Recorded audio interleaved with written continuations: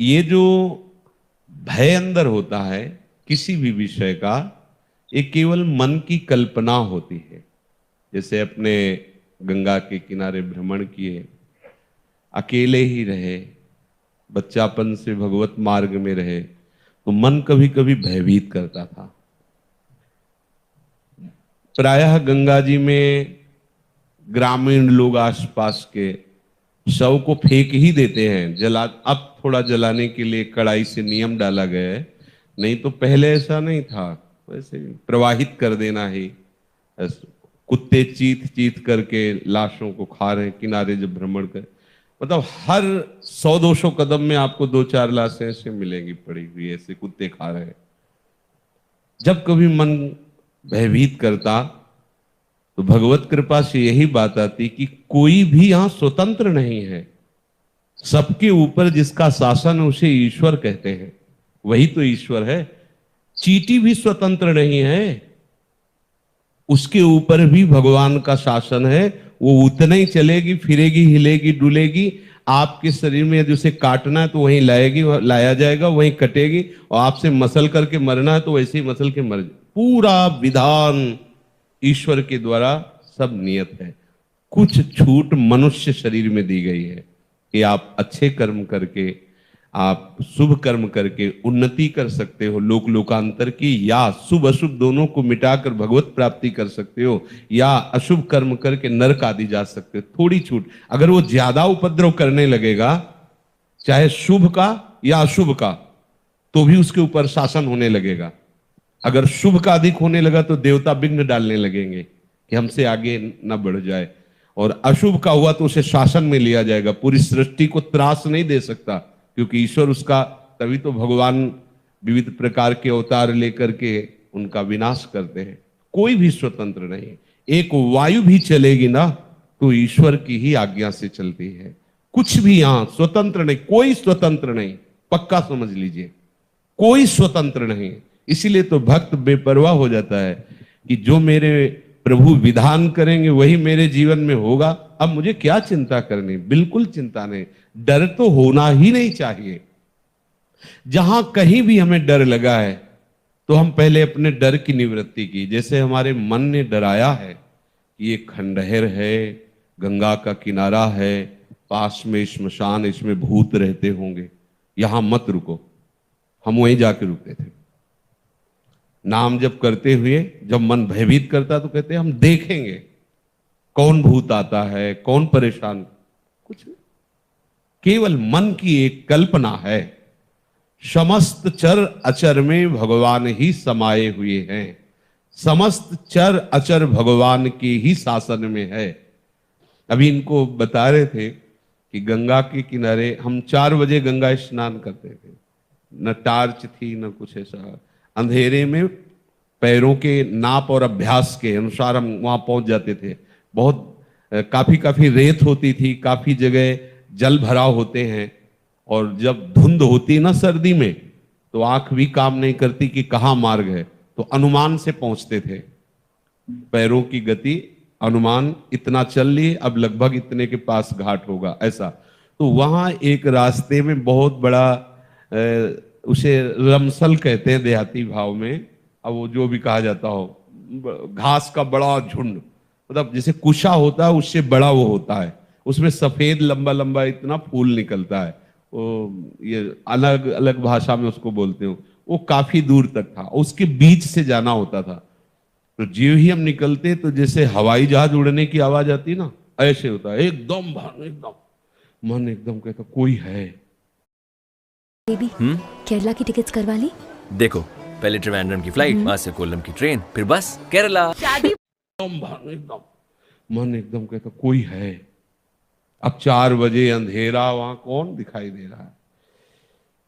मन को समझाते नहीं नहीं कोई प्रभु है, प्रभु के सिवा नहीं। गंगा स्नान करके आते तो कदम लड़खड़ाने लगते, यहां कुछ तो है। प्रकाश होने के बाद फिर ऐसा भय जाता। एक दिन हमने कहा इस मन को निर्भय करना ही होगा। जब वहां से निकले वही आवाज, खड़े हो गए। जब तक सूर्य उदय नहीं होगा तब तक यहां से जाएंगे नहीं, देखते हैं क्या होता है। बहुत मतलब जिद्दी स्वभाव रहा है, खड़े रहे, एक बार भी बंद नहीं हुआ। हमें लगा कि अगर कोई होता तो हम खड़े हैं तो दोबारा भी तो आवाज होती, पर हम कहा जाएंगे तभी जब सूर्य उदय हो जाएगा। सूर्य उदय हुआ, प्रकाश में देखा लाश को खाने वाली लाखों मक्खियां बैठी हुई बड़ी बड़ी, तो जहां उनको लगता कोई ऐसे है तो वो एकदम आवाज, वो एकदम उनका देखो। एक बार सफीपुर गंगा के किनारे है, अकेले वहां पे खंडहर घाट, तो जो ही थोड़ा अंधेरा हुआ तो ऐसे दृष्टि गई तो छत में एक आदमी खड़ा, मुंह में सब कालिक पोती ऐसे, हमका पक्का भूत है। अंदर से आया कि अब यहां कौन और हो सकता है, मतलब इतना साहस होने पर भी रोम रोम खड़े हो गए। हम कहा ये तो हमें गंगा किनारे टिकने नहीं देगा मन, ये तो परेशान करेगा। भगवान नाम तो चलता ही था। नजदीक गए, हम गए नीचे उतर, वो छत में था, वो वैसे ऐसे मतलब प्राण निकल जाए। अंधेरा, गंगा का किनारा, 10-10 किलोमीटर, कोई गांव नहीं, और वो एकदम काला ऐसे पूरा, अंदर से एकदम भगवान के सिवा कोई नहीं हो सकता। ये मतलब दृढ़ विश्वास रहा है, तुम्हारा मंगल नहीं हो सकता। उसे कहा नीचे उतर, वो धीरे धीरे जैसे चढ़ा था वैसे उतर के आया। मन कहता है ईंट उठा लो आसपास मन बड़ा विचित्र होता है। नहीं, शांत। नजदीक हमका ऊपर क्यों चढ़े हुए थे, थोड़ी देर बात करने पर पता चला वो आदमी पागल था, किसी ने उसके मुंह में कालिक पोती थी, फटे कपड़े पहने हुए। अब बताओ, ना कोई भूत है ना कोई भय, केवल हमारी मानी हुई कल्पना है। हाँ, कुछ अधोगति को प्राप्त हुए जीव भूत योनि को प्राप्त होते हैं, वो वहीं आक्रमण करते हैं जहां प्रभु का विधान होता है। जैसे कोई अशुभ कर्म करने वाले जन हैं तो उनके ऊपर जाकर वो पानी भी नहीं पी सकते एक बूंद, चाहे गंगा किनारे घूमे चाहे यमुना किनारे। जो भूत योनि है पानी भी नहीं पी, विधान के अनुसार ही उनका होता है जीवन। ऐसे थोड़ी कि स्वतंत्र भूत है जिसको चाप पटक दिया, ऐसा नहीं। उनके लिए विधान है। जो ऐसे कुकर्म करने वाले रहे, आसुरी प्रवृत्ति के जन है, उनको दंड देने के लिए उनका विधान कर दिया जाता है। कभी कभी संत महात्माओं के पास वो अपना उद्धार करने के लिए आते हैं, लेकिन ऐसे के पास नहीं आते कि भाग पड़े। वो इतने दिग्गज होते हैं कि उनका उद्धार करने में समर्थ होते हैं। वो ऐसे थोड़ी होते हैं कि कल्पना मात्र से भयभीत, ऐसे नहीं। जैसे उड़िया बाबा के चरित्र में भी आता है, बड़े बड़े महापुरुषों के वो आते हैं अपना कल्याण कराने के लिए, तो उनमें इतनी सामर्थ्य होती है कि उनका कल्याण करते हैं। तो किसी को इस बात से कभी नहीं डरना चाहिए कि अमुक 100 वहां रखा रहा तो मुझे कभी कोई भय नहीं, कहीं भय नहीं।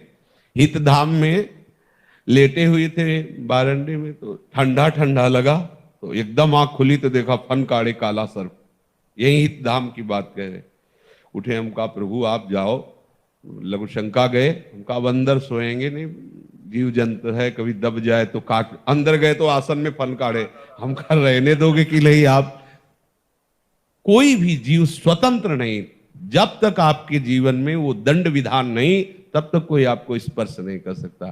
तो इस तरह की भावना कभी अंदर पनपने ही नहीं देना चाहिए। यदि पनप रही है तो उसका निवारण करना। जैसे डर लग रहा है तो लाइट जलाओ, देखो डर है कहां, पूरे कमरे में देखो, पूरी रात कीर्तन करो, देखो कहां है। कहीं आज तक ऐसा नहीं हुआ। एक घटना आपको बताएं जो वास्तविक डर की थी। शैनपुर में थे, तो वहां का एक माना हुआ हिंसक, जो अच्छे अच्छे खड़े होकर उसका स्वागत करते थे, हमें पता नहीं था। गंगा किनारे भ्रमण करते करते अभी 2-4 महीना हुए थे वहां रुके। बहुत मंगलमय स्थान, भजन में स्वाभाविक रति हो। सांप बिच्छी तो वहां चीटी की तरह घूमते थे। 90 बीघा घन घोर जंगल अब भी है। अब क्या दशा है उसकी वो तो हमें पता नहीं जंगल की। गंगा जी नीचे से बह रही, तो एकदम जो प्रधान गेट था, श्री स्वामी मग्नानंद सरस्वती जी की तप स्थली, प्रधान गेट के पास बैठे हुए थे 2-4 वयोवृद्ध जन, ऐसे प्रश्न कर रहे थे, ऐसे भगवत चर्चाओं। वो मोटरसाइकिल से आया और वहां उस गेट से कोई जूता या वाहन अंदर नहीं जाते थे, पर वो जूता पहने वैसे। तो स्वाभाविक जो वहां की नियम पद्धति थी उसके भाव से प्रेरित होकर हमने कहा भाई कैसे, वहां जो बैठे हुए थे वो तो कुछ नहीं बोले। हम कहा ये जूता पहनकर और आप मोटरसाइकिल से अंदर जा रहे हैं, बाबा सरकार की तपा स्थली है, उचित नहीं है। और बाई तरफ ऐसे देखा, गाड़ी वहीं खड़ी की, चला गया, जो भी जैसा, जूते पहने ही।